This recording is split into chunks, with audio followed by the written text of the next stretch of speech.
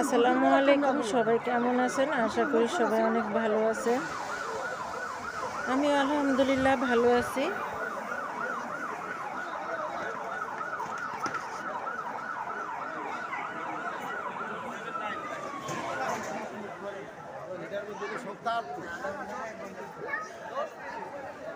এই দোকানটা হচ্ছে আমাদের বাসা থেকে বের হলে ৫-৬টা দোকানের ওই পাশে। হঠাৎ দুপুরবেলা তখন একটাও বাজে নাই, হঠাৎ দোকানে এরকম অন্ধকার। আমাদের বাসার ভিতরে সব প্লাস্টিক তার আর যা যা বাস্ট হয়েছে, ব্যাটারি, ফ্রিজ, তারপরে গ্যাস সিলিন্ডার, অনেক কিছুই বাস্ট হয়েছে। তো হঠাৎ আমরা দেখি যে অনেক গন্ধ বের হয়েছে। তো আমি বাচ্চাদেরকে নিয়ে বাসা থেকে বের হয়েছি। বের হওয়ার পরে দেখি যে এই অবস্থা।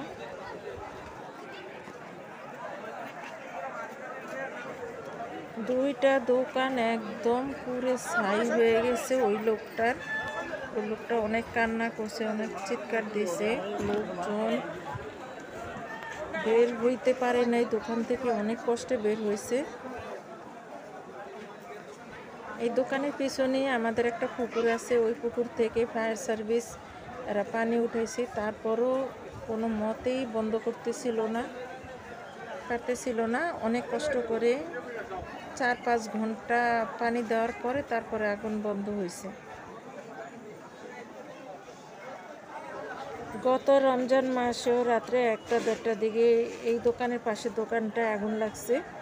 আর এই দোকানটা আগুন লাগছে ব্যাটারি নেগেটিভ পজিটিভ একসাথ হয়ে বাস্ট হয়েছে। তারপরে দোকানে গ্যাস সিলিন্ডার ছিল, তাও বাস্ট হয়েছে। আর দোকানে অনেক কিছুই দামি দামি জিনিস ছিল, যা আমি বলতে পারবো না, আমি নামও জানি না।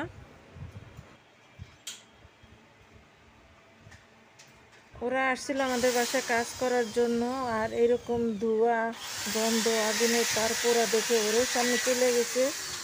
তো ওরা ১-২ ঘন্টা পরে আবার আসছে কাজ করার জন্য।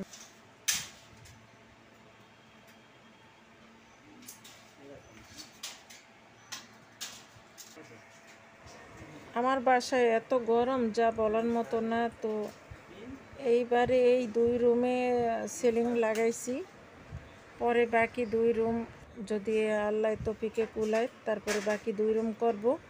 তাও অনেকটুকু বাদ রয়ে গেছে, নিচে ভেলকি বাদ রয়েছে, তারপরে আরও ২টা রুমও বাদ রয়েছে, ২ পাশের ভেলকি বাদ রয়েছে। সবগুলোই করব ইনশাল্লাহ আস্তে আস্তে।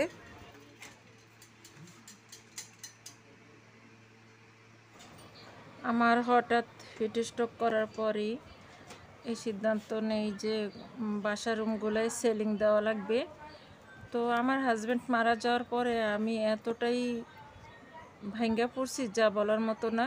আমি কোনটা রেখে কোনটা করব আমি নিজেই কুল কিনারা পাই না। কোনো রকম গড় করে আমি এই পাশে আসছি, আর আমার ঘরটাকে আমি দোকান ভাড়া দিয়ে দিছি। তো এখন একটা একটা করে সামলাইতে হইতেছে সব কিছু। বাচ্চারা পড়াশোনা করে, খাওয়া দাওয়া, চলাফেরা, ওষুধ বিষুধ, কত যে কি ঝামেলা। তারপরও বাচ্চা থাকার জন্য তো কিছু না কিছু করতে হবে। তো এই ২ রুম দেওয়া হয়েছে, এখনও ২টা রুম বাকি আছে। তো ইনশাল্লাহ আল্লাহ যদি বাঁচায় রাখে ওই ২ রুমও করব।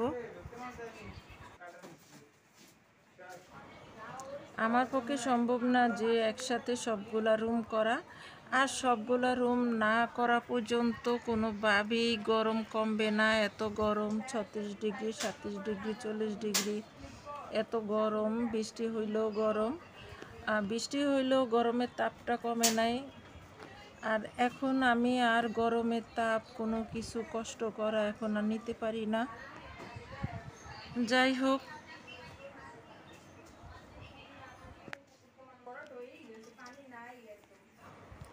আমার জীবনে আমি অনেক কষ্ট করছি, এখন আর কষ্ট করার শক্তি আমার নাই।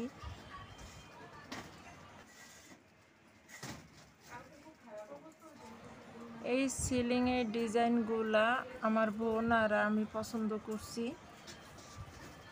আমার পছন্দই আমার বোনের পছন্দ হয়েছে। আমার বাচ্চারাও পছন্দ করছে যে আম্মু এই ডিজাইনগুলো অনেক সুন্দর হয়েছে। আমি 2 রুমে একই রকম দিছি, আমার সামনে রুম আর আমার থাকা রুমে, আর ওই 2 রুমে 2 রকম দিব। আর এগুলার মাঝখানে তো বেলকি হবে, বেলকি হয়ে দিলে আর ওই কোন রুমে কোন ডিজাইন বোঝা যাবে না একসাথে। এখন হয়তো বোঝা যায় একসাথে, বেলকি নাই এই জন্য। ঘর যদি সুন্দর হয় মনটাও ভালো লাগে। আর সামনে তো কোরবানি ঈদ আসতেছে, এখন আর হয়তো দেওয়া সম্ভব হবে না, একটার পর একটা ধাক্কা লেগেই আছে। আমার রুমে এখনও ঠান্ডা হয়তো লাগে না, রোদ্রের তাপটা লাগে, কারণ পাশের 2টা রুমে তো সিলিং দেওয়া হয় নাই, সেই টিনের তাপগুলো আমার রুমে চলে আসে।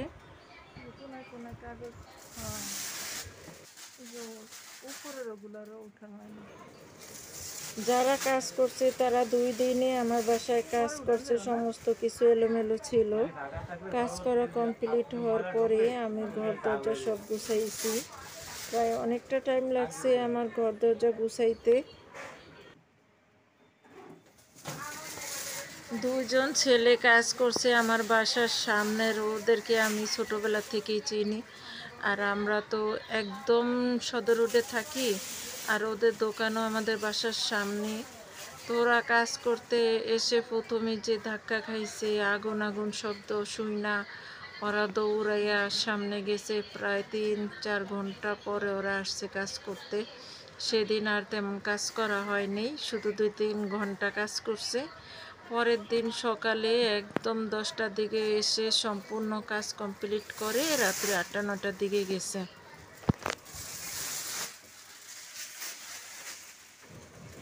এখনও থাকবে 3-4 মাস গরম, এই জন্যই সিলিংটা দেওয়া, যে আমার যদি আবার শরীরটা খারাপ হয়ে যায় তখন আমি কি করব, এই জন্যই সিলিংটা দেওয়া হয়েছে।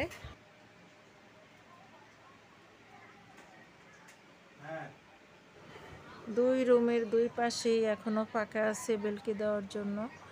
তো আর ওই যে ওই পাশে ও রুমটার সিলিং দেওয়া হয়নি, শুধু মাঝখানে সামনের রুমটায় দেওয়া হয়েছে। সব রুমগুলা যদি না দেওয়া হয় তো গরমের তাপ লাগবে। তো এখন তো আর একসাথে সম্ভব না, এইখানে প্রায় 20-22 হাজার টাকার মতো চলে গেছে। তো ওই 2টা রুমও এরকমই যাবে। তো আশা করি সামনের দিকে হয়তো কোনো একটা সময় যদি আল্লাহ হুকুম করে তাইলে আমি ওই 2টা রুমও করে ফেলবো। 2 জন ছেলে আসছে কাজ করার জন্য, ওরা এত গরম, ওরা পাগলের মতো হয়ে গেছে, বলতেছে আন্টি কিভাবে থাকেন এত গরম বাসায়, আমরা তো এরকম বাসায় থাকতেই পারতাম না, আপনারা কিভাবে থাকেন। ওদের অনেক কষ্ট হয়েছে আমাদের বাসায় কাজ করতে। সবাই ভালো থাকবেন। আসসালামু আলাইকুম।